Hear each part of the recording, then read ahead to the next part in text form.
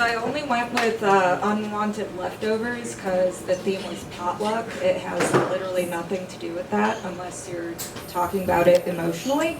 And I feel super awkward because everybody else has kind of had like funny or uplifting or just not Oh no, you bad can stay there. I'm gonna move this to you.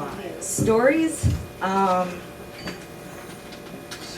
But yeah, we'll just have to see what happens. So we've been in the age of social media for a long time, and if anybody's timeline here looks anything like mine, you've come across plenty of the heartwarming, ugly cry-inducing adoption stories. And like, we all, I don't know, I'm super sappy, I get sucked into those. I know a lot of people do, but yeah, you hear the stories of kids, tragedy hits and they're left without their parents, and then they get adopted and everyone's happy and everything's great. And then you hear the stories of the couples that are suffering from infertility, spending thousands of dollars on procedures that don't seem to work, and they finally get a call from somebody that there's a child that is in need of parents to take care of them. And those make us all feel warm and fuzzy inside. My story is in the same vein of that, except I am the birth mother of a child I gave up for adoption, and you don't hear their stories, and not as much. Nobody really thinks about them, and the gut-wrenching decision that they make. Most people think that when you give a child up for adoption, that obviously you're pretty much a crappy person. You didn't do one thing or another that you should have. Basically, when it comes to birth parents who do give their children up for adoption, they are labeled as just horrible people. Well, I was 21, I had no job, I had zero education, I have one parent and she's never been that great. Gone through addictions of many kinds, and there was zero reason for me to think that I could actually raise a child and give it a good life. So I chose, because for as long as I could remember, I bought into the hateful stigma that abortion is never an option. And while I agree that it would have been equally as painful,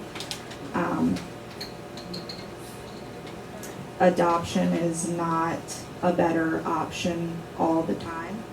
And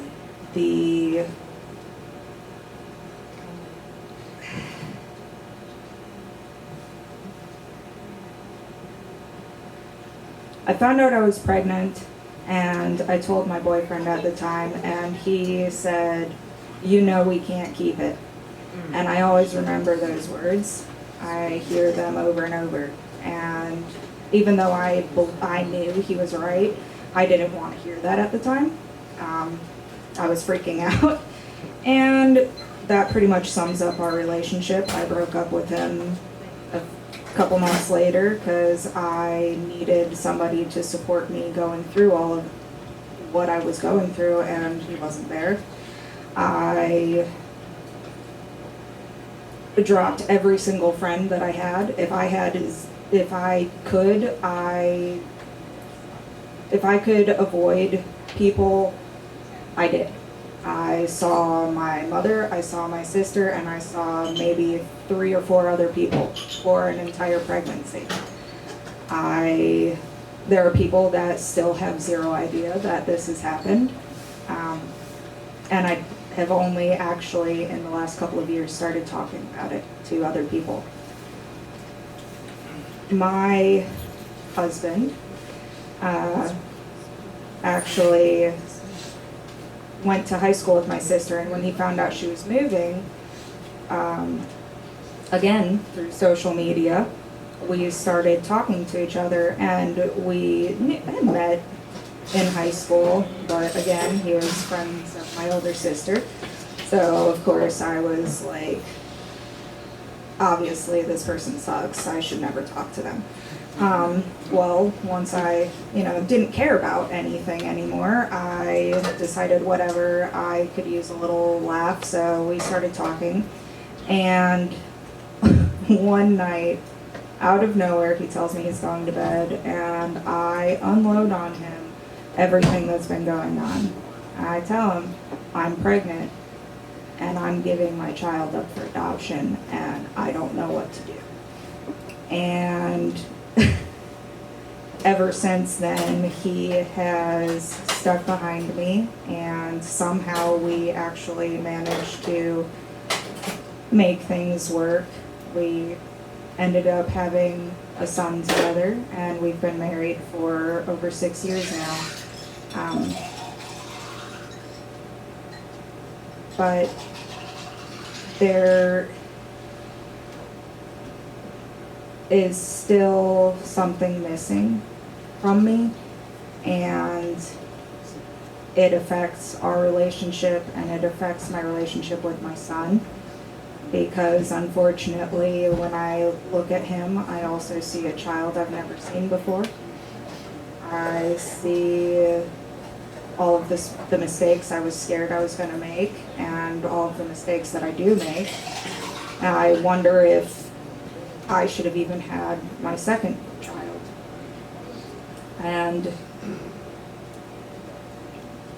for a long time, I've just been wanting to actually get this out, not necessarily for any,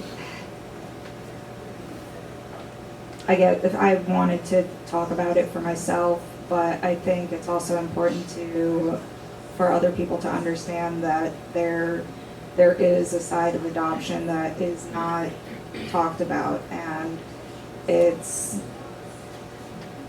really, really dark, and it's really, really hard to get out of, and it has taken a long time. I'm still in therapy, and I talk about it regularly, as much as I can with my husband.